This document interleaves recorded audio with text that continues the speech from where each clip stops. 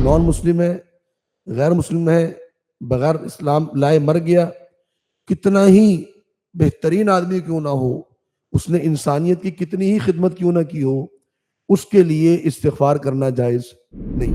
جو استطاعت رکھتے ہوئے بھی ضرورت کے وقت میں مسلمانوں کی مدد نہ کرے اور نیکی کے مواقع کو ضائع کر دے، یہ وہ لوگ ہیں کہ اللہ رب العالمین کے دلوں پر مہر لگا دے۔ کوئی شخص اگر یہ کہے کہ قبر پہ جانا ہی ناجائز ہے تو وہ قرآن و حدیث کا منکر ہے۔ قبر پہ جانا جائز ہے، لیکن قبر پہ جانے کے مقاصد کیا ہیں وہ دیکھنا چاہیے۔ قبر پہ جانے کے مقاصد کیا ہے؟ کہ قبر والے کے لیے دعا کرنا، نہ کہ قبر والے سے تبرک لینا اور قبر والے سے پکارنا۔ تو جنازے کی نماز قبرستان میں پڑھی جا سکتی ہے کسی قبر کے اوپر، اگر کسی شخص نے نہ پڑھی ہو، لیکن عام نمازیں نہیں پڑھی جا سکتی۔ کسی کو مال کی کثرت دے دینا یا کسی کو اولاد کی کثرت دے دینا، یہ اللہ رب العالمین کی رضا کی دلیل نہیں ہے۔ ایک بدکارہ عورت وہ جنت میں داخل ہو گئی ایک پیاسے کتے کو پانی پلانے کی وجہ سے، اللہ رب العالمین نے جنت میں داخل کر دی۔ تو میرا اور آپ کا کون سا عمل اللہ رب العالمین کو پسند آ جائے، کس عمل کی بنیاد پر اللہ تعالیٰ جنت میں داخل کر دے، اس کے بارے میں ہم نہیں جانتے۔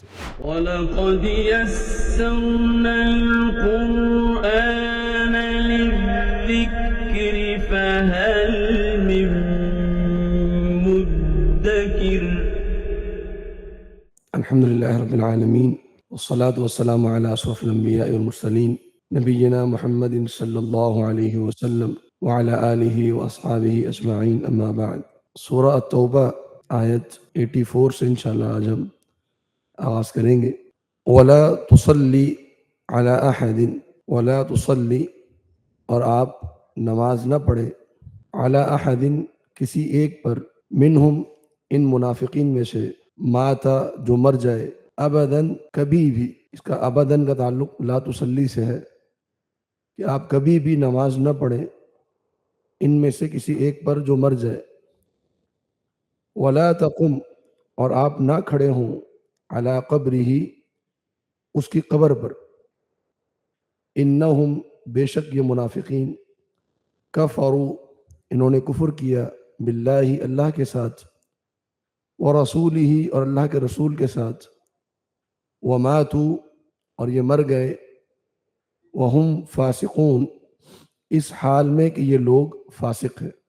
تو جیسا کہ پہلے ذکر ہوا تھا گزشتہ درس میں کہ جو آیت ہم نے آیت نمبر 80 پڑھی تھی، جس میں اللہ رب العالمین نے استغفار کرنے یا نہ کرنے کا اختیار دیا تھا، تو اللہ کے رسول صلی اللہ علیہ وسلم نے رئیس المنافقین عبداللہ بن ابی کے لیے استغفار کیا۔ اس کے بعد اللہ رب العالمین نے یہ آیت نازل فرما دی، اور نبی صلی اللہ علیہ وسلم کو منافقین کے جنازہ پڑھانے سے منع کر دیا گیا۔ دو چیزوں کی ممانعت آئی، ایک چیز یہ کہ ان کا نماز جنازہ نہیں پڑھنا، اور دوسری بات یہ کہ آپ نے ان کی قبر پہ کھڑے نہیں ہونا۔ تو یہ دو الگ الگ عمل ہے۔ ایک ہے جنازہ پڑھنا، تو جنازے میں ظاہری بات ہے استغفار کی دعائیں ہوتی ہیں، بخشش کی دعائیں ہوتی ہیں۔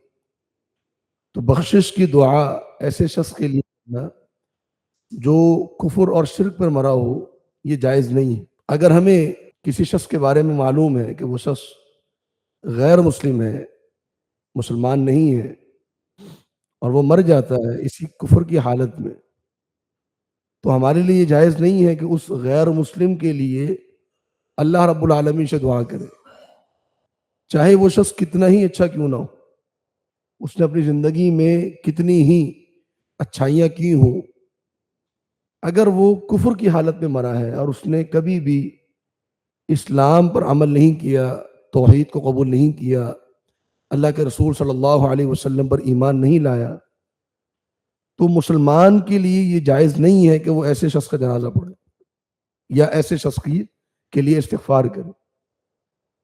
حتیٰ کہ ابراہیم علیہ السلام، انہوں نے اپنے والد سے رخصت ہوتے وقت یہ وعدہ کیا تھا کہ میں آپ کے لیے استغفار کروں گا، الا قول ابراہیم لابیہ لاستغفرن لک وما املک لک من اللہ من شیء، جب ابراہیم علیہ السلام نے اپنے والد سے کہا کہ میں ضرور آپ کے لیے استغفار کروں گا،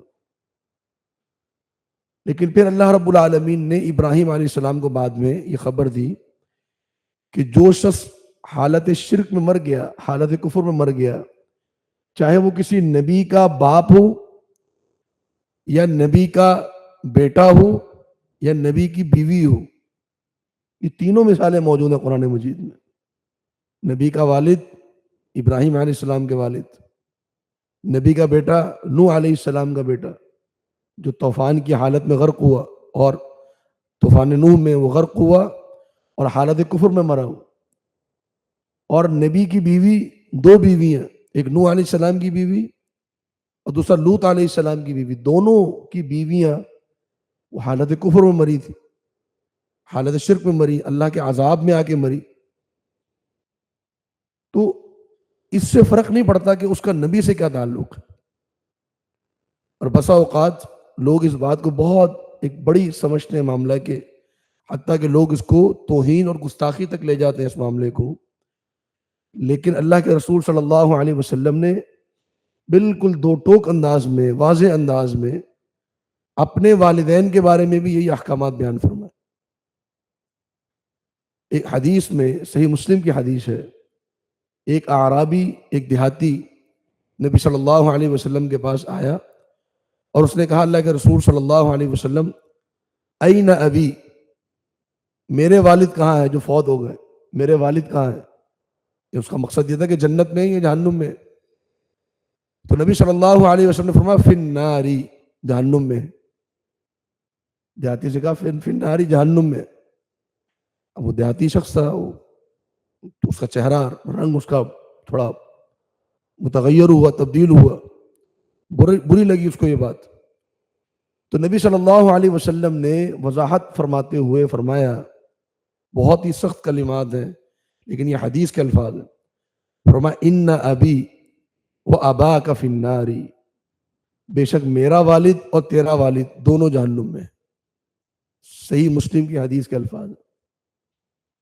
ایک اور حدیث میں نبی صلی اللہ علیہ وسلم نے فرمایا کہ میں نے اللہ رب العالمین سے یہ دعا مانگی کہ یا اللہ مجھے اپنی والدہ کی استغفار کی دعا کی اجازت دے دیجئے۔ اللہ رب العالمین نے مجھے اپنی والدہ کے استغفار کے لیے اجازت نہیں دی، تو میں نے اللہ رب العالمین سے دعا کی کہ یا اللہ مجھے اپنی والدہ کی قبر کی زیارت کی اجازت دے دیجئے۔ تو اللہ رب العالمین نے مجھے اپنی والدہ کی قبر کی زیارت کی اجازت دی۔ پھر آپ صلی اللہ علیہ وسلم صحابہ کے ساتھ گئے، مدینہ میں ہی آپ کی والدہ کی قبر تھی۔ بنو زہرہ جو خاندان تھا وہ نبی صلی اللہ علیہ وسلم کا ننیالی خاندان تھا، اور آپ کی والدہ ماجدہ آمنہ جب وہ اپنے میکے میں آئی تھی اپنے والدین کے پاس، تو وہیں ان کا انتقال ہوا اور وہیں ان کی تدفین ہوئی۔ آپ مدینہ میں ہی اپنے صحابہ کو لے کر اپنی والدہ کی قبر پہ گئے اور خوب روئے، فرمایا اتنا روئے کہ قبر کی مٹی گیلی ہوگی، اور ساتھ ساتھ صحابہ بھی روئے۔ اب یہ رونا کس بات پر تھا؟ ظاہری بات ہے کہ ایک دکھ نبی صلی اللہ علیہ وسلم کی تکلیف صحابہ نے بھی محسوس کیا اس تکلیف کو۔ تو مقصد کہنے کا یہ ہے کہ یہ نسب اور رشتے اور یہ تعلق داریاں اللہ رب العالمین اس کو نہیں دیکھتا ہے۔ کوئی کتنا ہی بڑا نسب کا، کتنا ہی بڑا معزز شخصیت ہو، اللہ رب العالمین کے ہاں حیثیت ہے ایمان کی، بس ایمان لایا ہے اللہ رب العالمین پر اس نے اور نبی صلی اللہ علیہ وسلم کی اطاعت کی ہے، یہ مومن ہے، اس کے لیے استغفار بھی ہے اور اس کے لیے بخشش کی گنجائش بھی ہے۔ اور یہاں پر منافقین کے بارے میں بھی فرما دیا کہ لا تصلی علی احد منہم مات۔ اب یہ منافقین جو ہیں یہ غیر مسلم نہیں تھے، یہ اسلام کا کلمہ پڑھ چکے ہیں، یہ بظاہر مسلمان ہیں، نمازیں بھی پڑھ رہے ہیں، بس اوقات زکوٰۃ بھی دے رہے ہیں، بس اوقات نبی صلی اللہ علیہ وسلم کے ساتھ سفر میں بھی ہیں، لیکن اللہ رب العالمین نے منع کر دیا کہ آپ نے کسی کی جنازہ نہیں پڑھنی۔ کیوں؟ کیونکہ ان کے دل میں ایمان نہیں ہے، ان کے دل میں کفر اور شرک، آج تک ان کے دل کے اندر بتوں کی محبت موجود ہے، غیر اللہ کی عبادت ان کے دل کے اندر موجود ہیں، یہ اللہ رب العالمین پر ایمان لانے میں بے یقین ہے، یہ ابھی متذبذب ہیں، ان کا ایمان پختہ نہیں ہوا، لہذا اسی حالت میں ان کا انتقال ہوا۔ اس سے علماء نے یہ استدلال کیا کہ اگر ایک تو نان مسلم والی بات تو ہمارے لیے واضح ہے کہ اگر کوئی نان مسلم ہے، غیر مسلم ہے، بغیر اسلام لائے مر گیا، کتنا ہی بہترین آدمی کیوں نہ ہو، اس نے انسانیت کی کتنی ہی خدمت کیوں نہ کی ہو، اس کے لیے استغفار کرنا جائز نہیں ہے۔ اور اگر کوئی مسلمان ہے اور وہ حالت شرک میں فوت ہوا، حالت شرک میں، جب تک وہ زندہ ہے ہم اس کو دائرہ اسلام سے خارج قرار نہیں دیں گے۔ وہ جب تک زندہ ہے، جب تک وہ مسلمان ہے، میری اور آپ کے پاس یہ اختیار نہیں ہے کہ کسی بھی کلمہ گو کے اوپر کفر اور شرک کا فتویٰ لگا کر اس پر حملہ آور ہو کے اس کو قتل کر دیا جائے۔ یہ میرے اور آپ کے دائرہ اختیار میں نہیں ہے۔ یہ جو ہمارے ہاں ایک جہالت اور دیوانگی بڑھ گئی ہے بہت زیادہ، کہ ہر مسلمان یہ سمجھتا ہے کہ جی ایمان کی محبت کا تقاضا یہ ہے کہ گستاخ کو جلا کے راکھ کر دو۔ ابھی پچھلے دنوں بھی یہ واقعہ ہوا، ایک خاتون، اور یہ خاتون کا واقعہ میں کہتا ہوں کہ مسلمانوں کی جہالت کا واضح نمونہ ہے۔ ایک مسلمان، اس کو یہ نہیں پتا کہ کپڑے پہ لکھا ہوا کیا ہے، قرآن کی آیت ہے یا کچھ اور لکھا ہوا ہے، اس پہ حلوہ کا لفظ لکھا ہوا ہے، اور حلوہ یا حلو یہ ایک مٹھاس کو، یہ اچھی چیز کو کہتے ہیں۔ اب اس کو قرآن کی آیت سمجھ کے حملہ آور ہو گئے۔ بالفرض ایک فرض کر لیں کہ اگر اس عورت نے معاذ اللہ اپنے کپڑوں پر قرآن مجید کی آیت لکھی ہوئی بھی ہوتی نا، تو بھی کسی مسلمان کے لیے یہ جائز نہیں ہے کہ وہ اس عورت کو سر عام اس طریقے سے ہراساں کرے اور اس کو مارنے کی اور قتل کرنے کی کوشش کرے۔ یہ ایک مسلمان انفرادی طور پہ عمل نہیں کر سکتا۔ یہ معاملہ حکومت کے دائرہ اختیار میں۔ تو جب تک ایک مسلمان ہے، کلمہ گو ہے، اس کو ہم دائرہ اسلام سے خارج نہیں کر سکتے۔ لیکن اگر وہ حالت شرک میں فوت ہو گیا اور ہمیں معلوم ہے کہ یہ شخص غیر اللہ کو پکارتا تھا، غیر اللہ سے مدد کے نعرے لگاتا تھا، اس کے اندر بد عقیدگی موجود تھی، تو اس کے لیے استغفار کرنا یا اس کی جنازہ پڑھنا اس آیت کی روشنی میں جائز نہیں ہے۔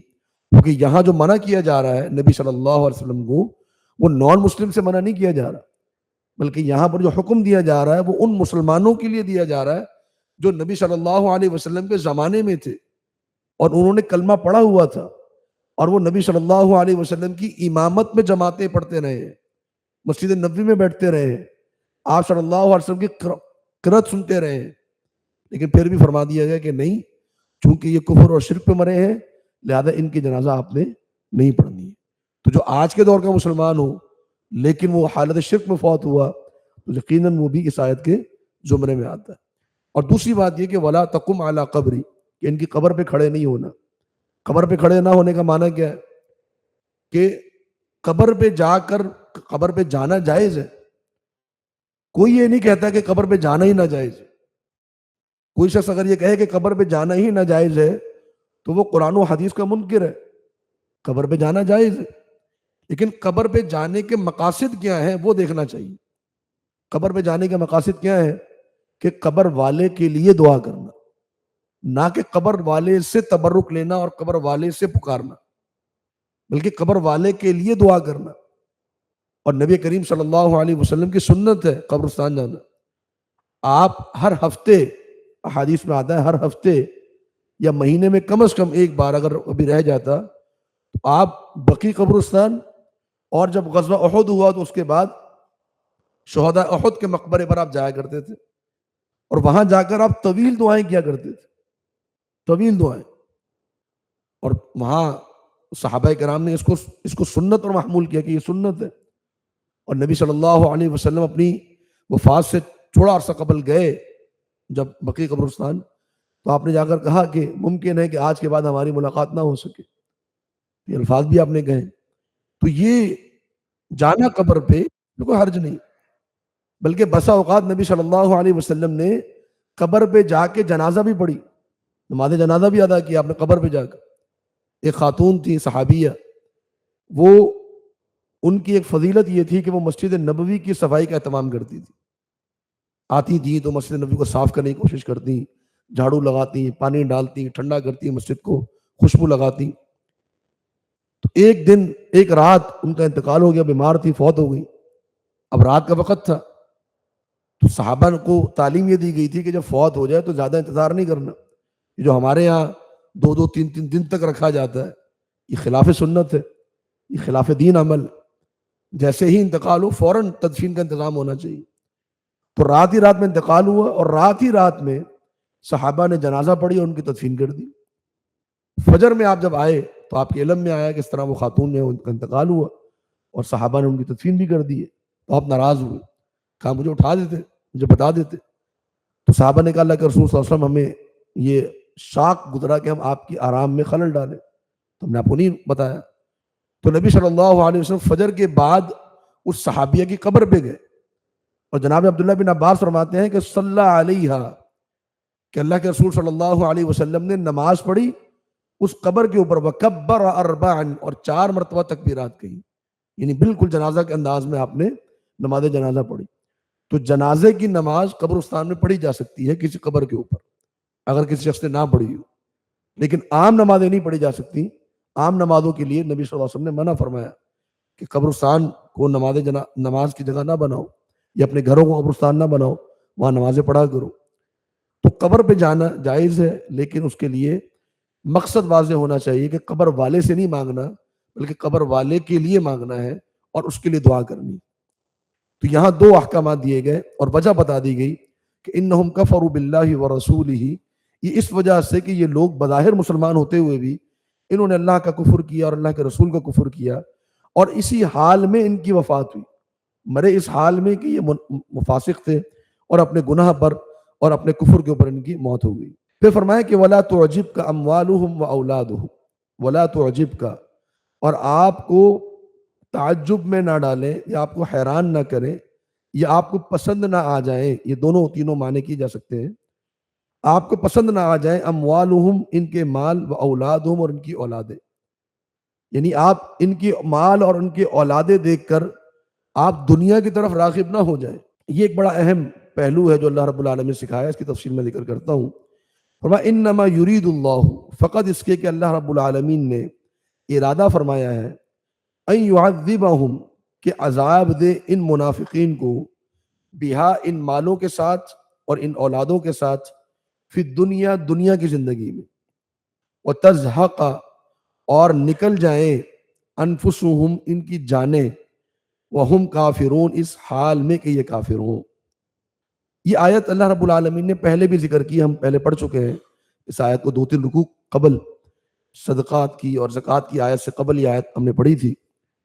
تو اس آیت کو اللہ رب العالمین نے دوبارہ ذکر کیا کہ ان منافقین کے جو مال ہے اور ان کی جو اولادیں ہیں، یہ آپ کو تعجب میں نہ ڈالیں یا آپ کو پسند نہ آ جائے. دونوں معنی. تعجب میں نہ ڈالنے سے مطلب کیا ہے کہ کہیں مسلمان کسی نافرمان کافر یا نافرمان مسلمان کی مال اور اولاد کی بہتات دیکھ کر اور کثرت دیکھ کر یہ نہ سمجھ بیٹھے کہ اللہ رب العالمین شاید ان سے راضی ہے.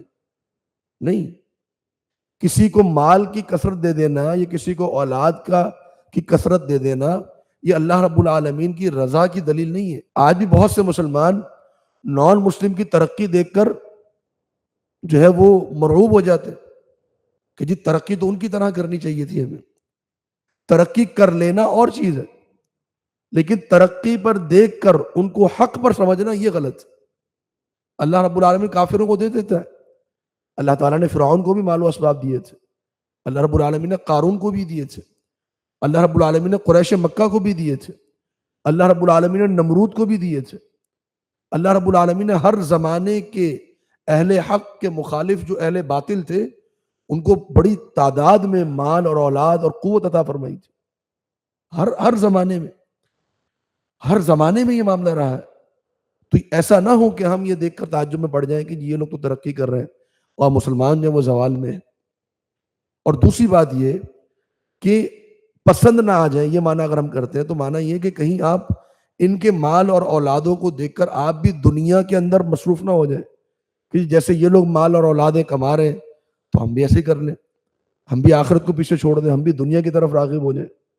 نہیں, اللہ رب العالمین نے نبی صلی اللہ علیہ وسلم کو دنیا میں جس تنگ دستی میں رکھا, جس مشقت میں رکھا, جن تکالیف میں رکھا, اس کا کیا یہ مطلب ہے کہ اللہ رب العالمین نبی صلی اللہ علیہ وسلم سے محبت نہیں فرماتا تھا؟ بلکہ ہم تو یہ کہتے ہیں کہ یہ مشقت, یہ تکلیفیں, یہ مصائب اللہ رب العالمین کی محبت کی دلیل ہے. جیسا کہ نبی صلی اللہ علیہ وسلم نے فرمایا کہ ان اللہ اذا حب قوما ابتلاہم, اللہ رب العالمین جب کسی قوم سے محبت فرماتا ہے ان کو آزمائشوں میں مبتلا کر دیتا ہے, ان پر آزمائشیں ڈال دیتا ہے. تو یہ اللہ رب العالمین کی محبت کی دلیل ہے. اسی لیے صحابہ آخری دور میں جب بہت مال ہو گیا, جناب ابو ہریرہ رضی اللہ عنہ ایک دفعہ افطاری پر بیٹھے, افطار کرنے لگے تو انواع و اقسام کے پھل سامنے پڑے ہوئے, آنکھوں سے آنسو جاری ہو گئے. کہنے لگے کہ میں مصعب بن عمیر کی تدفین کو یاد کر رہا ہوں کہ غزوہ احد میں تدفین کے لیے چادر اتنی تھی کہ منہ ڈھانپتے تھے تو پیر کھل جاتے تھے, پیر ڈھانپتے تھے تو منہ کھل جاتا تھا.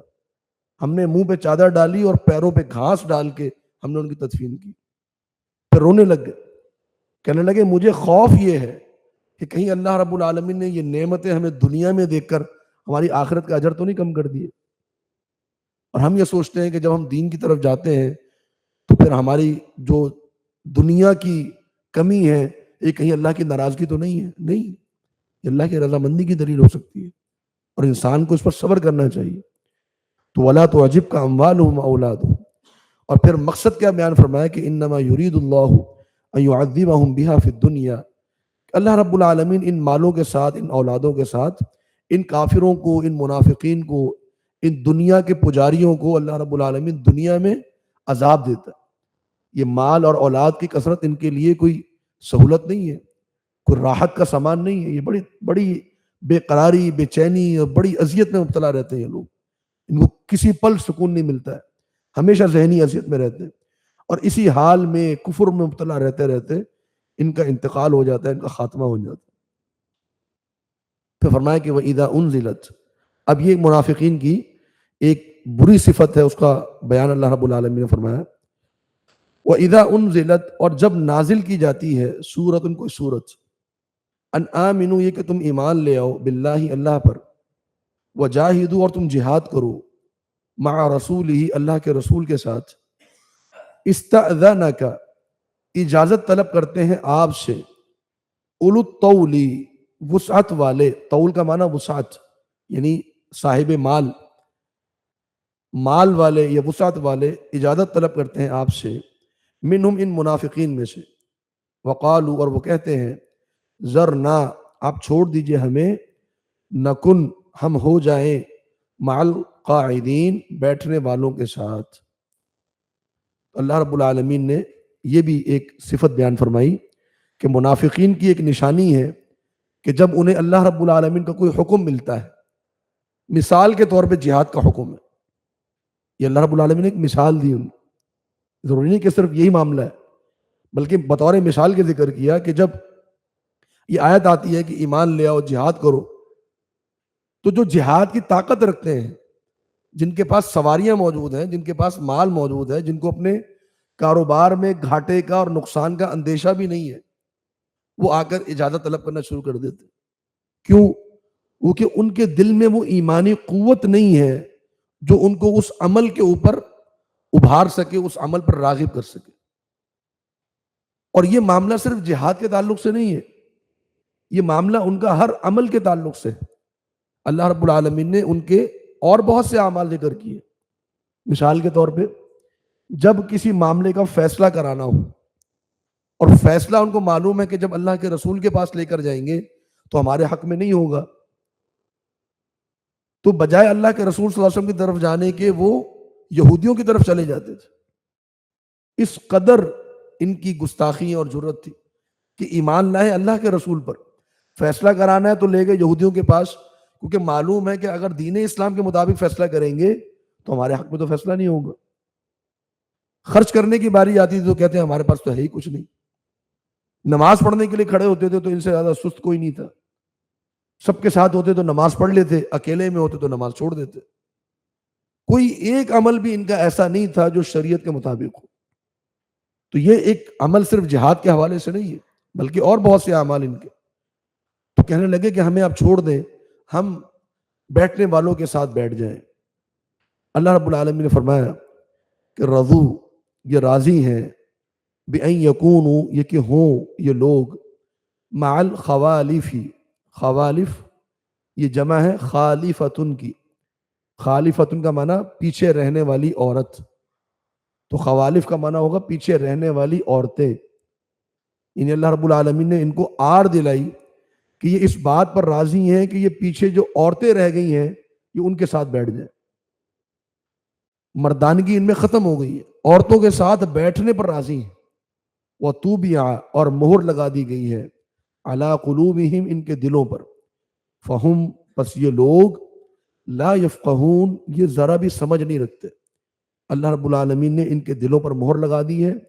بہت سی نشانیاں اللہ کی دیکھتے ہیں, بہت سی اللہ رب العالمین کی طرف سے نصیحتیں آتی ہیں, لیکن مجال ہے کہ ان کے کان پر جوں تک رینگ جائے اور ان کے ذرا سی بھی ان کے دل میں کوئی نصیحت اثر کر جائے. تو یہ آڑ دلانے کے باوجود بھی نہیں نکلے. یعنی اگر ایک مرد کو کہا جائے نا کہ تم تو عورتوں جیسے ہو, یہ کیا کام کرو تم عورتوں جیسے, تو وہ اس کے ایک دل میں یہ بات آئے گی کہ ظاہری بات ہے عورت اور مرد میں جسمانی اعتبار سے فرق ہے. جو کام مرد کر سکتا ہے وہ کام عورت نہیں کر سکتی, اور یہ دنیا کی ایسی حقیقت ہے کہ جس کو کوئی عقل مند آدمی جھٹلا نہیں سکتا.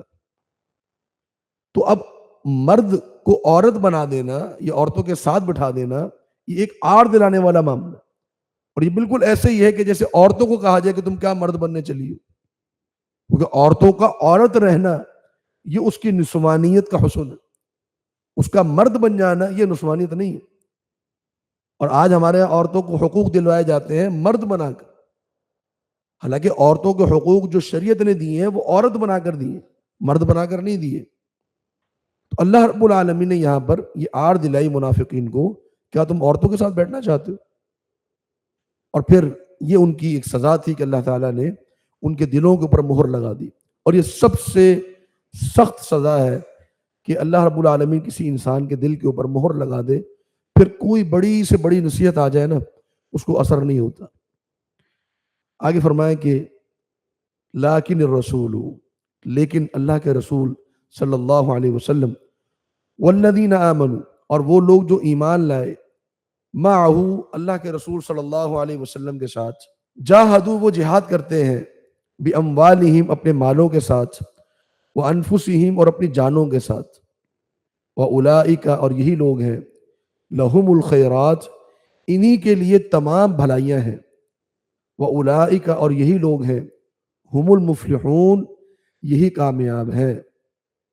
ان کی کامیابی آگے اللہ رب العالمین نے بیان فرمائی کہ اعد اللہ, تیار کیا اللہ رب العالمین نے, لہم, ان لوگوں کے لیے, جنات, جنتیں, تجری, بہتی ہیں, چلتی ہیں, من تحتہا, ان جنتوں کے نیچے, الانہار, بہت سی نہریں, خالدین فیہا, یہ جنتی ہمیشہ ہمیشہ ان جنتوں میں رہیں گے, ذالک الفوز, یہ ہے کامیابی, العظیم, بہت بڑی. اللہ کے رسول صلی اللہ علیہ وسلم اور اہل ایمان, جو حقیقی اہل ایمان تھے, ان کا معاملہ کیا ہے کہ وہ ہر وقت اللہ کے راستے میں جہاد کے لیے اپنی جان اور مال کو لٹانے کے لیے تیار, اور اللہ رب العالمین نے ان کے لیے تمام بھلائیاں رکھی ہیں. تو یہی ہے کہ ایک انسان چھوٹی سے چھوٹے نیکی کا جو موقع ہے اس کو ہمیشہ اپنے لیے اہم سمجھے اور اس پر جو ہے وہ عمل کرنے کی کوشش کرے, تو اللہ رب العالمین آہستہ آہستہ اس کو ترقی دینا شروع کر دیتا ہے, آہستہ آہستہ اس کو ترقی دینا شروع کرتا ہے. اور جب ایک شخص نیکی کے موقعوں کو چھوڑنا شروع کرتا ہے تو اللہ رب العالمین آہستہ آہستہ اس کو پیچھے کی طرف دھکیلنا شروع کر دیتا ہے. اور یہ اللہ کے رسول صلی اللہ علیہ وسلم نے بہت سی مثالوں سے ہمیں واضح کیا. ایک موقع پر آپ مسجد میں بیٹھے ہوئے تھے اور ایک مجلس لگی ہوئی تھی اور گفتگو چل رہی تھی, تو 3 افراد مسجد میں داخل ہوئے. ایک شخص تھوڑا قریب آیا کوشش کی کہ اللہ کے رسول صلی اللہ علیہ وسلم کے قریب جگہ مل جائے، تو وہ قریب آ کر بیٹھ گیا۔ ایک شخص کو جہاں جگہ ملی وہ وہیں بیٹھ گیا، تیسرا شخص جو ہے وہ وہاں سے واپس چلا گیا۔ تو کچھ دیر کے بعد اللہ کے رسول صلی اللہ علیہ وسلم نے فرمایا کہ میں تمہیں 3 لوگوں کی معاملہ نہ بتاؤں۔ ایک نے قریب ہونے کی کوشش کی، اللہ رب العالمین نے اس کو قریب کر لیا۔ قریب ہونے کی کوشش کی، اللہ رب العالمین نے اس کو قریب کر لیا۔ ایک نے اللہ سے حیا کی، تو اللہ نے اس سے بھی حیا کی۔ حیا کیا کی کہ بس وہ جہاں تھا اس نے مزید جرت نہیں کی آگے بڑھنے کی، تھوڑا سا شرمیلا تھا تو وہ وہیں بیٹھ گیا۔ تو اللہ رب العالمین نے بھی اس کو آگے لانے کی کوشش نہیں کی، شرم و حیا میں رہا، اللہ رب العالمین نے بھی اس کو وہیں بٹھا دیا۔ اور تیسرے نے اعرض فاعرض اللہ عنہ، اس نے اللہ سے منہ موڑ لیا تو اللہ رب العالمین نے اس سے بھی منہ موڑ لیا۔ تو یہ ہے کہ ایک انسان جب کوشش کرتا ہے اور معمولی چیزوں کو اہمیت دینے کی کوشش کرتا ہے تو اللہ رب العالمین آہستہ آہستہ اس کو آگے کی طرف بڑھاتا ہے۔ یہی معاملہ نماز کے تعلق سے ہے، یہی معاملہ اور نیکیوں کے تعلق سے ہے، یہی معاملہ اللہ رب العالمین کے راستے میں خرچ کرنے کے تعلق سے ہے۔ تو ہمیں یہ کوشش کرنی چاہیے کہ جہاں پر بھی موقع ملے نا تو اس موقع کو ضائع نہیں کرنا چاہیے۔ ممکن ہے کہ اللہ رب العالمین نے اس موقع میں میرے لیے جو ایک نیکی رکھی ہو وہی میری بخشش کا سبب بن جائے۔ جیسا کہ حدیث میں آتا ہے کہ نبی صلی اللہ علیہ وسلم نے فرمایا کہ میں نے ایک شخص کو دیکھا کہ وہ جنت میں چھلانگیں مار رہا ہے، اور جنت میں داخل ہونے کی وجہ یہ تھی کہ راستے میں چلتے ہوئے ایک پتھر آیا تھا جس کو اس نے پاؤں کی ٹھوکر سے سائڈ پہ کر دیا تھا۔ اب ایک نیکی کا موقع ملا اس نے اس نیکی کے موقع کو ضائع نہیں کیا، پاؤں کی ٹھوکر سے اس رکاوٹ کو دور کر دیا، اللہ رب العالمین نے اس کو جنت میں داخل کر دیا۔ ایک بدکارہ عورت وہ جنت میں داخل ہو گئی ایک پیاسے کتے کو پانی پلانے کی وجہ سے، اللہ رب العالمین نے جنت میں داخل کر دی۔ تو میرا اور آپ کا کون سا عمل اللہ رب العالمین کو پسند آ جائے، کس عمل کی بنیاد پر اللہ تعالیٰ جنت میں داخل کر دے، اس کے بارے میں ہم نہیں جانتے۔ اصل جو معاملہ ہے، جو اصول ہے وہ یہ کہ جب بھی نیکی کا موقع ملے انسان کو اس میں اس کو پیچھے نہیں رہنا چاہیے۔ اب دوبارہ اللہ رب العالمین نے گفتگو کا آغاز کیا غزوہ تبوک کے دیگر جو معاملات ہیں ان کے تعلق سے۔ فرمایا کہ وجاء المعذرون، وجاء اور آئے، المعذرون عذر پیش کرنے والے، من الاعرابی، اعراب اعرابیون کی جمع ہے، اعرابی کہتے ہیں دیہاتی کو، جو شہر میں نہ رہتا ہو، دیہات سے باہر رہتا ہو۔ تو دیہاتی عذر پیش کرنے والے آئے، لیؤذن تاکہ اجازت دے دی جائے، لہم ان کے لیے، وقعد اور بیٹھے رہے، الذین وہ لوگ، کذبوا اللہ جنہوں نے جھٹلایا اللہ کو، ورسولہ اور اللہ کے رسول کو، سیصیب الذین ان قریب، سیصیب ان قریب پہنچے گا، الذین کفروا ان لوگوں کو جنہوں نے کفر کیا، منہم ان منافقین میں سے، عذاب عذاب علیم انتہائی دردناک۔ تو یہ جو آیت ہم نے پڑھی ہے مفسرین نے اس کے 2 معنی بیان کیے ہیں۔ ایک معنی یہ ہے کہ جاء المعذرون من الاعراب، کہ اعرابی آئے جنہوں نے نبی صلی اللہ علیہ وسلم کو عذر پیش کیا غزوہ تبوک میں نہ جانے کا، اور وہ واقعتاً ان کا عذر جو ہے وہ صحیح تھا، حقیقی عذر تھا ان کا۔ کچھ مسائل ہوں گے ان کے ساتھ، ہو سکتا ہے کوئی بیمار ہو سکتا ہے کوئی معذور ہو سکتا ہے کسی کے پاس سواری نہ ہو، جیسا کہ اگلی آیات میں ذکر آ رہا ہے۔ اور فرمایا کہ وہ لوگ جن کا حقیقی عذر تھا وہ تو اپنا عذر پیش کرنے آ گئے نبی صلی اللہ علیہ وسلم کے پاس، لیکن جن کا کوئی عذر نہیں تھا وہ اتنے ڈھیٹ نکلے کہ وہ اللہ کے رسول صلی اللہ علیہ وسلم کے پاس عذر پیش کرنے بھی نہیں آئے۔ وقعد الذین کذبوا اللہ ورسولہ، اور وہ لوگ جنہوں نے اللہ اور اس کے رسول کی تکذیب کی وہ بیٹھے رہے، وہ اپنا عذر پیش کرنے بھی نہیں آئے۔ تو اللہ رب العالمین نے یہاں فرق بیان کیا۔ ایک شخص ہے نا، اس کو احساس ہے یہ ایک بڑا موقع ہے اور میری ضرورت ہے اور مجھے جانا چاہیے، اور نبی صلی اللہ علیہ وسلم نے اعلانیہ دعوت عام سب کو دی ہوئی ہے کہ وہ چلنا ہے سب نے. اب ذمہ داری یہ بنتی ہے کہ جی اگر میرا کوئی عذر ہے تو میں جا کر پیش کروں عذر کو, اور میں بتاؤں کہ اللہ کے رسول صلی اللہ علیہ وسلم میرا یہ عذر ہے, میں نہیں جا سکتا. اور جو ڈھیٹ آدمی ہے وہ کہے گا اللہ کے رسول کو کیا پتا کہ میں جا رہا ہوں یا نہیں جا رہا ہوں, میں کون سا مدینہ میں رہ رہا ہوں. تو یہ مدینہ کے باہر کے لوگ تھے, مدینہ کے باہر جو دیہات آباد تھے یہ وہاں کے رہنے والے تھے. وہ کہا یہ ہمیں کون سا کسی نے کچھ کہنا ہے, نہیں جاتے, ہماری مرضی, نہیں جا رہے. تو اللہ رب العالمین کو ذکر کیا کہ جو عذر والے تھے وہ آئے اپنا عذر پیش کرنے, اور وہ لوگ جن کا عذر نہیں تھا وہ ڈھیٹ بن کر بیٹھے رہے اور نبی صلی اللہ علیہ وسلم کو اپنا عذر پیش کرنے بھی نہیں آئے. ایک معنی تو علماء نے یہ کیا ہے. دوسرا معنی یہ کیا ہے کہ یہ پورا کا پورا جملہ ایک ہی قسم کے لوگوں کے بارے میں ہے. المعذرون کا معنی ہے خامہ خواہ اپنا عذر اور بہانہ تلاش کرنا. المعذر کا معنی جو خامہ خواہ اپنا عذر تلاش کرے اور ایک حیلہ اور بہانہ کرے, تو اس کا یہ معنی ہوگا کہ وہ اعرابی آئے جنہوں نے خامہ خواہ کے حیلے اور بہانے تلاش کیے اور بیٹھے رہے کیونکہ انہوں نے اللہ اور اس کے رسول کی تکذیب کی تھی. تو دونوں معنی علماء نے کیے ہیں, لیکن آیت کی تنسیق اور جو ایک ترتیب ہے اس کے حوالے سے معنی زیادہ بہتر پہلا والا محسوس ہوتا ہے کہ وہ لوگ جن کا واقعتاً عذر تھا, حقیقتاً عذر تھا, وہ آئے اور انہوں نے عذر پیش کیا اور بتایا کہ اللہ کے رسول صلی اللہ علیہ وسلم ہم نہیں جا سکتے, اور اللہ کے رسول نے ان کا عذر قبول بھی کیا.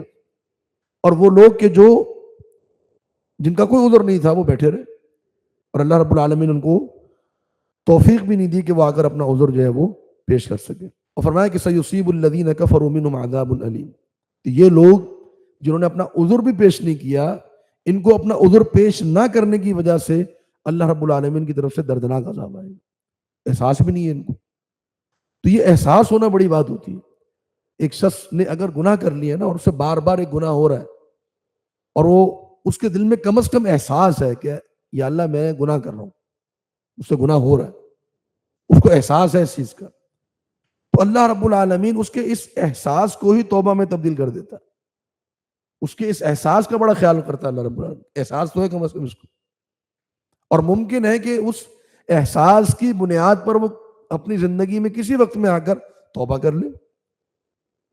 تو احساس ہے اس کو, اور یہ احساس ایک انسان کا نظر آتا ہے اس کے اعمال کے اندر. کس طرح کہ مثال کے طور پہ اگر وہ گناہ کر رہا ہے تو اپنے گناہ کو چھپائے گا, کسی کے سامنے ظاہر نہیں کرے گا, اور اگر کسی کو معلوم ہو جائے تو اس کو شرمندگی ہوگی کہ کیسے پتہ چل گیا ان کو. تو یہ اس کے ایک احساس کی علامت ہے, اس کے احساس کی علامت ہے. اور سنن ابن ماجہ کی روایت ہے, فرمایا کہ الندم هو التوبہ. نبی صلی اللہ علیہ وسلم فرمایا کہ ندامت جو ہے نا, ایک انسان کے دل میں ندامت ہو, یہی حقیقی توبہ ہے. انسان کے دل میں ندامت تو موجود ہے کہ یار میں کام کر رہا ہوں, یہ غلط کام ہے, نہیں کرنا چاہیے مجھے, لیکن اس کو ندامت ہے اس کے اوپر. اور ایک وہ شخص ہے کہ جس کو احساس ہی نہیں ہے, بلکہ وہ اس گناہ کو اعلانیہ کر رہا ہے اور فخر کر رہا ہے اس گناہ کے اوپر. اسی لیے نبی صلی اللہ علیہ وسلم فرمانا ہے کہ کل امتی معافی, کہ میری پوری کی پوری امت جو ہے اس کو معاف کر دیا جائے گا, الا المجاہرین, سوائے ان لوگوں کے جو اعلانیہ اور فخریہ گناہ کرتے ہیں. جو اعلانیہ اور فخریہ گناہ کرتے ہیں, وہ گناہ کر رہے ہیں اور گناہ کرنے پر ان کو کوئی احساس نہیں, کوئی شرمندگی بھی نہیں, بلکہ سینہ چوڑا کر کے گھومتے, کہاں پہ ہم کر رہے ہیں, یہ کون سا غلط کام ہے, بالکل صحیح کر رہے ہیں ہم, تم لوگ تو دقیانوس لوگ ہو, ایسی خواہ مخواہ کی باتیں کرتے ہو, یہ کیا مولویوں کی باتیں تم نے شروع کر دی ہیں. تو یہ جو اعلانیہ کرنے والے لوگ ہیں نا, اللہ رب العالمین ان کو معاف نہیں کرے گا. لیکن ایک شخص سے جس سے گناہ ہو جاتا ہے, نبی صلی اللہ علیہ وسلم نے فرمایا الاسم ما حاک فی صدرک, کہ وہ اس کو گناہ سمجھو اس چیز کو کہ جو تمہارے دل میں کھٹکے, وکرہتا یطلع علیہ الناس, اور تمہیں یہ ناپسند ہو کہ لوگوں کو یہ معلوم ہو جائے کہ تم یہ کام کرتے. تو یہ ایک گناہ ہے انسان کا احساس ہونا, اس کو چھپاتا ہے انسان, اور یہ چھپانا ہی اس کا یہ ایک احساس کی ایک علامت ہے, ایک نشانی ہے. اور اسی لیے نبی صلی اللہ علیہ وسلم نے فرمایا کہ قیامت والے دن ایک شخص آئے گا, اللہ رب العالمین اس کے اوپر اپنا پردہ ڈال دے گا, اس کو گناہ بتائے گا, تو نے یہ گناہ کیا, تو نے یہ گناہ کیا, تو نے یہ گناہ کیا. وہ کہے گا یا اللہ میں نے گناہ کیے سارے. تو اللہ رب العالمین فرمائے گا کہ سترت علیک فی الدنیا, کہ میں نے دنیا میں تجھ پر پردہ رکھا تھا اور آج بھی تجھ پر پردہ رکھوں گا. اور اللہ رب العالمین اسی پردے کی حالت میں اس کے گناہوں کو معاف کر دے گا. اس کے گناہوں کا معاملہ اس بندے اور اللہ کے درمیان ہی رہے گا، بس کسی کو معلوم نہیں ہو سکے. تو گناہوں کو چھپانا، گناہوں کو ظاہر نہ کرنا، اور گناہ ہو رہے ہو تو اس پر انسان کو احساس ہونا، ندامت ہونا. ایک حدیث ذکر کی جاتی ہے عموماً ہمارے یہاں آج کل، اس کو غلط کوٹ کیا جاتا ہے. وہ حدیث یہ ہے کہ نبی صلی اللہ علیہ وسلم کو فرمان ہے کہ قیامت کے دن کچھ لوگ ایسے آئیں گے کہ جن کی نیکیاں، جن کے اعمال جو ہیں وہ تہامہ پہاڑ کے برابر ہوں گے، تہامہ پہاڑ کے برابر. اور اللہ رب العالمین ان کے گناہوں کو ریت کے ذرات کی طرح اڑا دے گا. کیوں؟ کیونکہ جب ان کو خلوت ملتی تھی تو وہ اللہ رب العالمین کی حلال کردہ چیزوں کو، حرام کردہ چیزوں کو حلال کر لیتے تھے. یہ بات بالکل صحیح ہے کہ انسان جو ہے وہ اللہ رب العالمین کی نافرمانی نہیں کر رہا سب کے سامنے، خلوت میں کر رہا. یہ بات صحیح ہے. لیکن اب اس کا معاملہ اور احساس والا اور جو ستر والا معاملہ اس کو کیسے جمع کریں؟ اس کو اسی طرح جمع کریں گے کہ اگر ایک انسان سے خلوت میں گناہ ہو رہے ہیں لیکن ان گناہوں پر اس کو ندامت، اس کو احساس کہ اللہ مجھ سے گناہ ہو رہا ہے اور یہ میں نہیں کرنا چاہتا لیکن مجھ سے گناہ ہو رہے ہیں خلوت میں، تو ممکن ہے کہ اللہ رب العالمین اس کے اس احساس کی بنیاد پر اللہ رب العالمین کل قیامت والے اس کو معاف کر دے. تو الندم هو التوبہ. تو کم از کم انسان کے دل میں احساس ہونا چاہیے، جیسے یہ اعرابی آئے اور اپنا عذر اللہ کے رسول صلی اللہ علیہ وسلم کے سامنے پیش کیا. آگے فرمایا اللہ تعالیٰ نے لیس علی الضعفاء، نہیں ہے حرج، لیس نہیں ہے علی الضعفاء کمزوروں پر، ضعفاء ضعیف کی جمع، کمزوروں پر، ولا علی المرضى اور نہ ہی مریضوں پر، بیماروں پر، ولا علی الذین اور نہ ہی ان لوگوں پر، لا یجدون جو نہیں پاتے، ما ينفقون کہ جو وہ خرچ کرے، کیا نہیں ہے، حرج کوئی حرج یعنی کوئی گناہ، اذا نصحوا جب وہ اخلاص رکھیں، نصیحت رکھیں، للہ اللہ کے لیے، ورسولہ اور اللہ کے رسول کے لیے. ما علی المحسنین نہیں ہے نیکوکاروں پر، من سبیل کوئی راستہ، واللہ اللہ رب العالمین غفور رحیم بہت بخشنے والا ہے، بہت رحم کرنے والا ہے. تو یہاں اللہ رب العالمین نے وضاحت فرمائی کہ صحابہ میں سے وہ لوگ جو اپنے عذر کی وجہ سے نہیں جا سکے غزوہ تبوک میں، بعض کمزور تھے، کوئی نابینا ہے، کوئی بیمار ہے، وہ نہیں جا سکتا. اتنا لمبا سفر کرنا 900 کلومیٹر کا ٹھیک ٹھاک سفر بنتا ہے، اتنا لمبا سفر کرنا اس کی استطاعت نہیں ہے، کمزور آدمی ہے، یہ بیمار ہے. اور نہ ہی وہ شخص کہ جس کے پاس زیادہ راہ کے لیے کچھ نہیں. اور آپ اندازہ کریں کہ صحابہ جہاد پر جا رہے اور خرچہ کون اٹھا رہا ہے؟ خود ہی اٹھا رہے ہیں. جس نے جانا ہے اپنی سواری خود لے کے جانی ہے، اپنی سواری کے لیے بھی زیادہ راہ کا خود انتظام کرنا ہے، اپنے لیے بھی گھر سے کھانا بنوا کر خود لے کر جانا. یہ کسی فوج کا معاملہ نہیں ہے کہ جی کوئی ریاست ہے جو اس فوج کے اخراجات کو اٹھا رہی ہے، نہیں. جہاد بھی خود کرنا ہے، اپنی جانیں بھی ہتھیلی پر لے کر خود نکلنی ہے اور اپنا خرچہ بھی خود اٹھانا ہے. اب یہاں پر بعض صحابہ ایسے تھے کہ جو انتہائی غریب، انتہائی تنگ دست، وہ کہہ رہے ہیں کہ اللہ کے رسول ہم جا تو سکتے ہیں، ہم جانے کے لیے تیار ہیں، ہمارے پاس اپنا زیادہ راہ کے لیے کوئی خرچہ نہیں ہے، کوئی ایک بندہ ہمارا زیادہ راہ اٹھا لے. اور نبی صلی اللہ علیہ وسلم جن لوگوں کا زیادہ راہ اٹھا سکے، جن کا خرچہ اٹھا سکے ان کو لے گئے، جن کا خرچہ نہیں اٹھا سکے ان کو نہیں لے کر گئے، تو وہ رہ گئے. تو فرمایا ایسے لوگوں پر کوئی گناہ نہیں ہے، یہ غزوہ میں نہیں جا سکے، ان پر کوئی گناہ نہیں. شرط کیا ہے؟ اذا نصحوا للہ ورسولہ، جب وہ مخلص ہوں اللہ اور اس کے رسول کے لیے. اس کا معنی یہ ہے کہ اگر ایک شخص باوجود خواہش کے، صرف اپنی استطاعت نہ ہونے کی وجہ سے وہ عمل نہ کر سکے تو اللہ رب العالمین اس پر کوئی حرج نہیں رکھتا. اور میں اس کی آج مثال دیتا ہوں کہ آج بہت سے مسلمان اپنے فلسطینی بہن بھائیوں کی مدد کرنا چاہتے ہیں، ان کے دل میں ہے کہ ہم ان کی جا کر مدد کر سکیں، استطاعت نہیں ہے، قوت نہیں ہے، طاقت نہیں ہے، بے بسی کا عالم ہے. اب یہاں پر ایک فرق ہے ایک اس شخص میں جو دل میں کڑ رہا ہے، دل میں اس کی تکلیف ہے، دل میں غم ہے، ایک الم کی کیفیت ہے کہ یا اللہ ہمیں موقع ملے تو ہم پہنچے فلسطین کسی طریقے سے، اور ایک وہ شخص ہے جس کو پرواہ نہیں، اپنے روزمرہ کے معمولات میں لگا ہوا ہے، اس کی حرکات میں، اس کی سکنات میں، اس کو شیڈول میں، اس کے امور میں محسوس ہی نہیں ہو رہا کہ فلسطین میں بھی کچھ ہو رہا ہے، پرواہ ہی نہیں ہے اس کو. تو کیا دونوں مسلمان برابر ہیں؟ نہیں.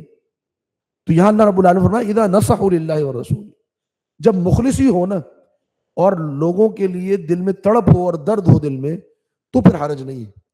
لیکن اگر احساس ہی نہیں ہے، پرواہ ہی نہیں ہے، پھر ہم کہیں گے جی ہم سے نہیں پوچھا جائے گا فلسطین کے بارے میں. کیوں نہیں پوچھا جائے گا؟ پوچھا جائے گا کہ تم نے اپنی استطاعت کے بقدر کیا کر لیا، تم نے اپنی ذمہ داری کس قدر ادا کی. تو یہ ذمہ داری بنے گی صرف غزہ اور فلسطین کے حوالے سے نہیں، اور بھی بہت سے جو معاملات ہیں شریعت کے تعلق سے، دین اسلام کے تعلق سے، جو میری اور آپ کی ذمہ داریاں بنتی ہیں اجتماعی طور پہ اور انفرادی طور پہ، اس کے بارے میں پوچھا جائے گا.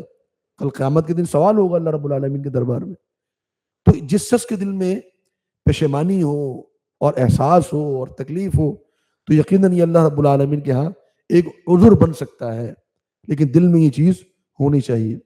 فرمایا ما علی المحسنین من سبیل، جو نیکیاں کرنے والے ہیں ان پر کوئی اللہ رب العالمین کی طرف سے راستہ نہیں ہے. راستہ نہیں ہے سے مراد یعنی اللہ رب العالمین ان کی پکڑ نہیں فرمائے گا.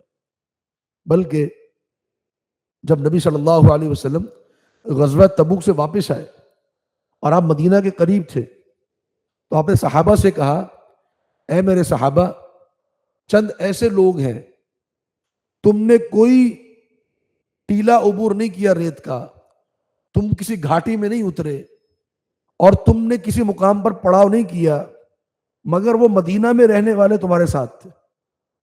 مدینہ میں رہنے والے تمہارے ساتھ تھے اور جو تمہیں اللہ نے اجر دیا ہے اللہ نے وہی اجر ان کو بھی دیا. یہ الگ بات ہے کہ ان کو مال غنیمت سے نہیں ملا، مال غنیمت تمہارا حق ہے، لیکن جو اجر اللہ نے تمہیں دیا ہے وہی اجر ان کو دیا ہے. صحابہ نے حیران ہو کر پوچھا اللہ کے رسول وہ لوگ مدینہ میں بیٹھے ہوئے ہیں؟ فرمایا جی ہاں وہ مدینہ میں بیٹھے ہوئے. کیوں؟ کیونکہ ان کے پاس استطاعت نہیں تھی، ان کے پاس جانے کی قوت نہیں تھی. تو اللہ رب العالمین نے ان کو اجر میں شریک رکھا، ان کو اجر میں شریک رکھا. وہ لمحہ لمحہ ایک ایک پل تمہارے ساتھ تھے جب تک تم نے یہ سفر کیا. اور فرمایا کہ ولا علی الذین، اور نہ ہی ان لوگوں پر اذا ما اتوک، جب وہ آتے ہیں آپ کے پاس، لتحملہم، تاکہ آپ سوار کریں ان کو، یعنی ان کو کوئی سواری مہیا کریں. قلت، آپ فرماتے ہیں لا اجد، میں نہیں پاتا، ما احملکم، جس پر سوار کروں تمہیں، علیہ، اس پر، میرے پاس کوئی ایسی سواری نہیں ہے کہ جو میں تمہیں سواری کے لیے دے سکوں.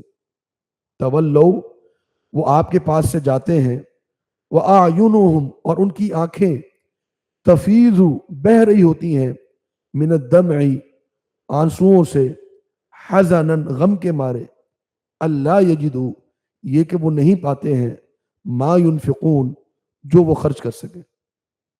یہ کیفیت اللہ رب العالمین نے صحابہ کی ذکر کی کہ ایسے لوگ آپ کے پاس آتے ہیں، وہ کہہ رہے ہیں اللہ کے رسول صلی اللہ علیہ وسلم ہمیں کوئی سواری مہیا کر دیں، ہم جانا چاہتے ہیں آپ کے ساتھ، ہم اس غزوے میں آپ کے ساتھ شریک ہونا چاہتے ہیں.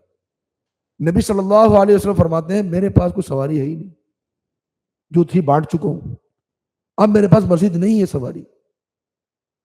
اور یہاں پر غور کرنا چاہیے ان لوگوں کو بھی کہ جو نبی صلی اللہ علیہ وسلم کو مختار کل سمجھتے ہیں.